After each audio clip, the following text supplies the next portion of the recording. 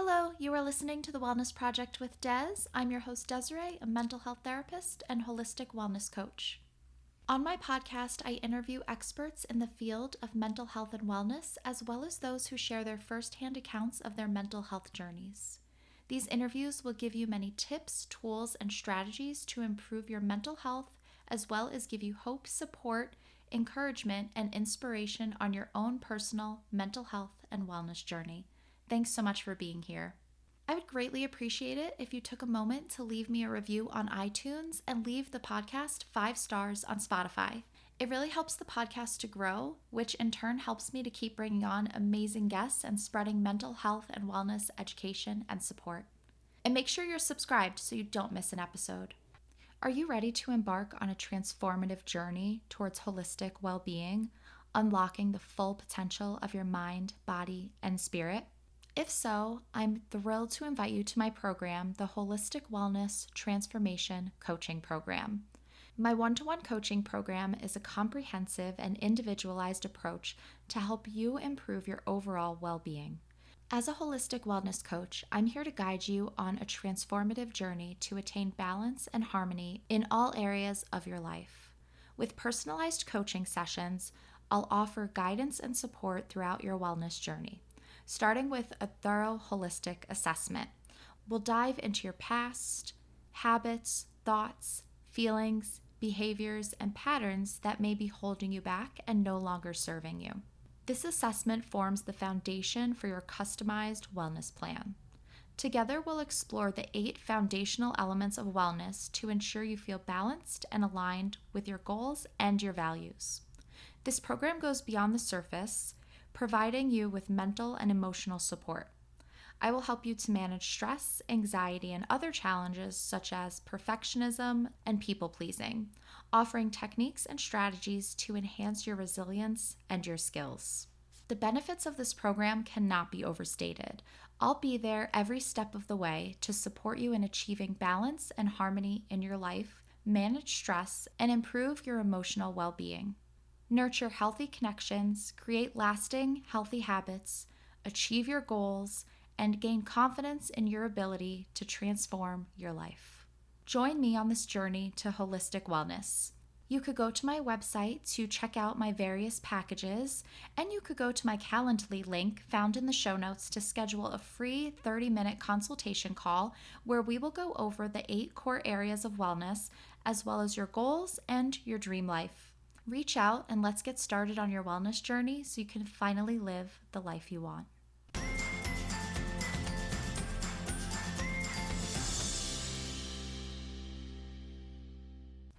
Hey there, I'm your host Des, and you are listening to episode number 173. And today we're exploring a topic that many of us can relate to: travel anxiety. If you have been following me for a while, then you likely know that Mark and I love traveling, which if you are interested, you can follow our travel adventures on Instagram. I'm at The World According to Des. We travel so often that I've coined us as part-time travelers. We travel any chance we get. This includes trips abroad, weekend trips, road trips, day trips. But what you might not know from looking at my pictures and videos that capture my travel experiences is that I struggle a lot with travel anxiety.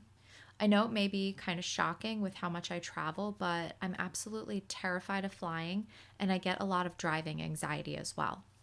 Over the years, I've experimented with so many different coping strategies, and I've learned what helps and what doesn't help. So I thought on today's episode, I would share my thoughts and go-to strategies with you. Travel is something that is so much fun, so special, so enriching, but it can also be a major source of stress and anxiety. For some, it might specifically be the fear of flying, like me. For others, maybe it's driving anxiety, like me, in relation to a road trip or day trip. But maybe it's also the unpredictability of the unknown that comes with being in a new environment, with language barriers, different foods. And for some, maybe it's just leaving the comfort of home.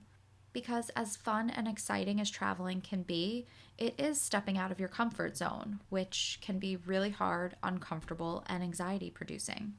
On today's episode, I'm going to break down what travel anxiety is, why it happens. I'm going to share my own experiences. And most importantly, I'm going to share how you can manage your travel anxiety so that it doesn't hold you back from exploring the world and making special memories. Let's start by understanding what travel anxiety actually is. Basically, it's the feeling of stress or fear related to travel or even the thought of traveling, and these fears can manifest physically, mentally, and emotionally, which we'll cover a little bit later. Travel anxiety can be triggered by many different factors. For some, it's the fear of flying, which can be linked to a fear of heights, claustrophobia, or even a lack of control. We talked about the fear of the unknown. What will happen in this new place?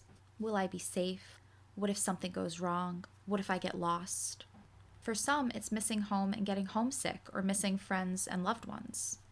Even missing your routine or being in your own bed and using your own shower. Maybe financial anxiety comes up because traveling and vacationing can be very expensive. Mark and I budget travel, but even so, it's still an expense. Anxiety can also arise from the stress and the dread of planning a trip.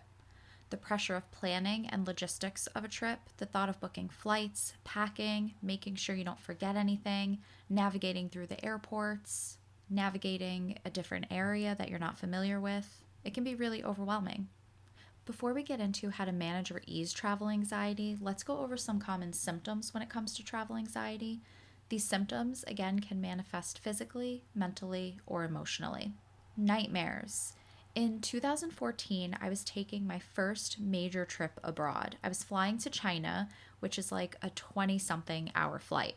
I was an absolute nervous wreck. The same day I submitted my application and forms for this study abroad trip is the night my nightmare started. I was tossing and turning, I wasn't able to sleep, and I was actually waking up in a panic.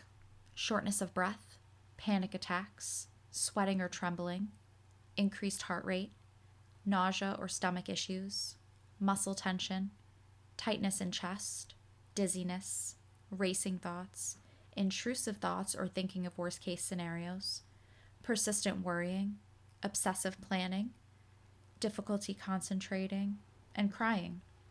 I have a super sweet but embarrassing story about crying on the plane. First of all, crying on the plane is not super unusual for me, but in this one particular instance, I wasn't sitting near Mark. I'm sorry, I just refused to pay extra to sit with him, so we usually get seated apart. I feel like sitting with your party should just be a thing on the plane. It used to be, and they changed it just as a money grab, which I will not give in to. So Mark was sitting a few rows behind me. I was in the middle seat, and to the left of me was this teenage girl who was mostly sleeping throughout the flight.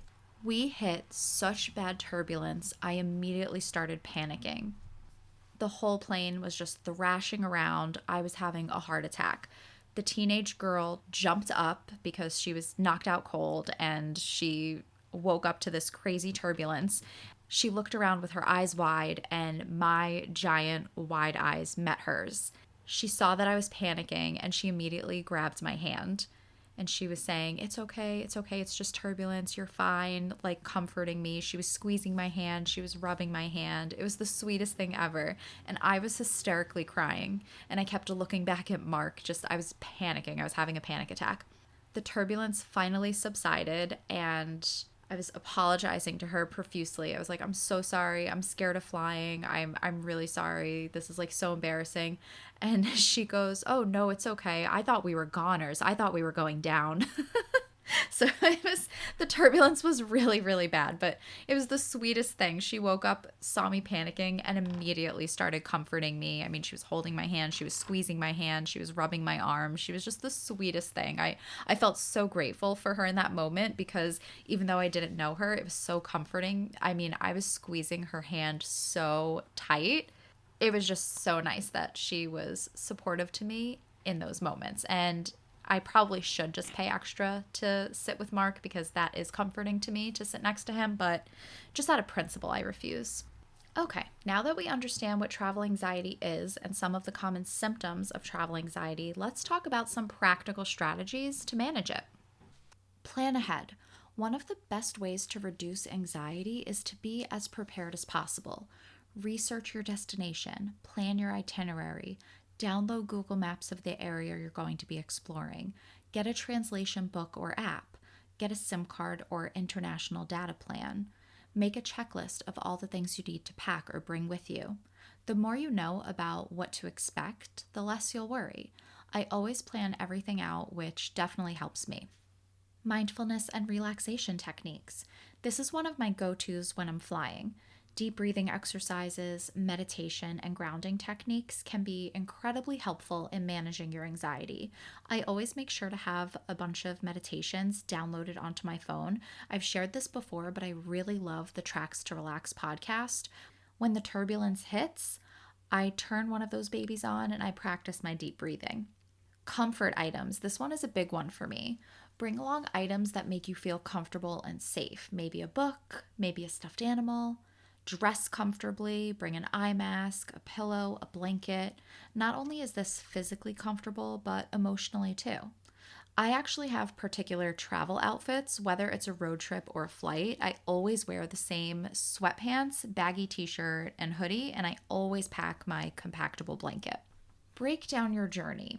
Instead of focusing on the entire trip, which can be very overwhelming, break it down into smaller, more manageable steps. So, for example, focus on just getting through security at the airport.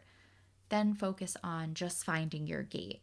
This will make the process feel less overwhelming, so just take it step by step. Don't think of the trip as the big thing, the big picture. Break it down. Distractions. Distractions work super well for me. I always make sure to have a ton of podcast episodes downloaded, audiobooks, movies downloaded, and I always bring headphones with me to connect to the in-flight entertainment, but they also work really well to drown out the noises of the plane. Visualization. Think about something you are excited about on your trip. Are you visiting your sibling to meet your new niece or nephew? Are you headed to a tropical paradise and excited to relax on the beach? Think about what you are most looking forward to and picture it in your mind's eye. Tap into your senses to get detailed images of what you're most excited about. Think about, what do you see? What do you hear? How do you feel? What do you smell? Social support.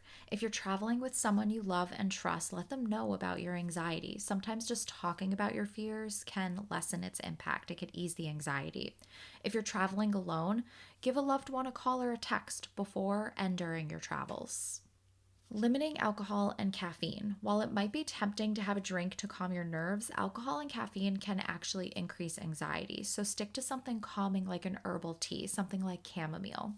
Piggybacking off the last point, drinks and snacks. As soon as I get through security, I always go either refill my water bottle or buy a new one. I always pack lots of snacks for the flight or the car, so pack some of your favorite snacks that you can enjoy and reshift your focus on during the trip. Know your triggers. Understanding what specifically triggers your travel anxiety can help you to address it directly. Maybe you can take driving lessons or defensive driving classes. If you have a fear of driving in the rain, maybe keep a weather app on your phone to help you avoid driving when it's going to rain. Or you can make alternate plans if it's going to snow and driving in the snow causes you anxiety and fear. Because I have a fear of flying, I often watch the flight attendants, and I actually watch a lot of videos on TikTok of pilots and flight attendants. One of my friends is also a flight attendant, so I text her sometimes as well. Seek professional help. If your travel anxiety is severe, it might be helpful to speak with a therapist who specializes in anxiety disorders, such as myself. A therapist can provide you with personalized strategies and tools to manage your anxiety. Aromatherapy. Wear your favorite perfume, bring some calming hand lotion, or you can use some essential oils.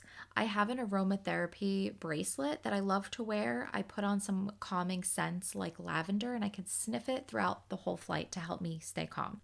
And finally, if it really is severe anxiety, medication is always an option. When my nightmares and panic got so bad when I booked my study abroad trip to China, I knew that I needed extra help. I went to my school psychiatrist who prescribed me medication. This was many years ago. This was 10 years ago now, almost 11 years ago. So I can't remember the medication, but I think it might have been Xanax. I can't remember. I was supposed to take this medication around 30 minutes before my flight, and I remember taking it and calling Mark before we were boarding, and all of a sudden this medication hit me like a ton of bricks. I remember saying to him, "Oh my God, I feel so wasted. I'm trashed." I was so out of it. We were served a meal on the flight, and I wasn't even able to lift my fork to feed myself. I was completely useless. I was just knocked out. On the way home, I took half of a pill, which worked a lot better. Nowadays, I just take calm chocolates because these work really great for me. I love the Good Day brand. They are pricey, but they're so effective. Everyone's anxiety looks different, and what works for one person might not work for another. So go through this list, experiment with the different strategies, find what works for you, and just keep in mind that sometimes one of the strategies will work better than another, and maybe something that's worked for you before is not working this time. That's completely normal. It also depends on the level of anxiety that you're experiencing. It's all about finding what helps you feel more in control and less overwhelmed and alleviate some of that anxiety. At the end of the day, travel is about experiencing new things, stepping out of your comfort zone, and creating special memories. While travel anxiety is real and can be very challenging and limiting, it's important to remember that it's just one part of the journey. And with the right tools and mindset, you can manage your anxiety and still enjoy your time. It's okay to feel anxious, it's completely normal, and there are things that you can do to work through this anxiety. Thanks so much for listening to this episode. I hope that you found these tips and strategies helpful. If you have any questions or want to share your own experiences with travel anxiety or any strategies or tools that work for you that I may have missed, feel free to reach out to me on social media. Until next time, take care and happy travels. I really hope that you liked this episode and gained a lot of value from it. If you did like this episode, please share it on social media. You can tag me at The Wellness Project with Des on Instagram and at According to Des on Facebook. If you do enjoy my podcast and gain value from it, I would greatly appreciate your support. You can show your love and support by buying me a coffee. This will help my podcast to grow and in turn will help me to keep bringing on amazing guests. You can go to buymeacoffee.com/The Wellness Project with Des to show your support. All books written by or recommended by my amazing podcast guests are listed on my Amazon storefront. Go to the link in the show notes to check out those books. I would love to extend an invite to you to become a part of my community. You can do this through Facebook, where we will be discussing this episode. I would love for you to share your insights, any aha moments, any thoughts or ideas you would like to contribute. You can contribute in the discussion taking place in my Facebook group, and it's a great place to connect with me because I am in there every day with mental health and wellness content, discussions, reflections, journal prompts. It's a fun and supportive place to be. You can find the group at facebook.com/groups/According to Des, and that link will also be in the show notes. You can also check out more of what I'm doing on my website, accordingtodes.com. You'll find a lot of wellness blogs, written interviews, detailed podcast show notes, and my shop, where you will be able to find workshops, my self-care course, digital downloads, ebooks. There's a lot going on my website, so make sure you check that out at accordingtodes.com. And while you're there, join my email list to stay in the know about what I have going on and available for you. When you sign up, you will get your free ebook, The 5 Stress Reduction Techniques to help you feel more relaxed. Thank you so much for being here. I will talk to you next week. So until then, I hope you have a calm and peaceful week.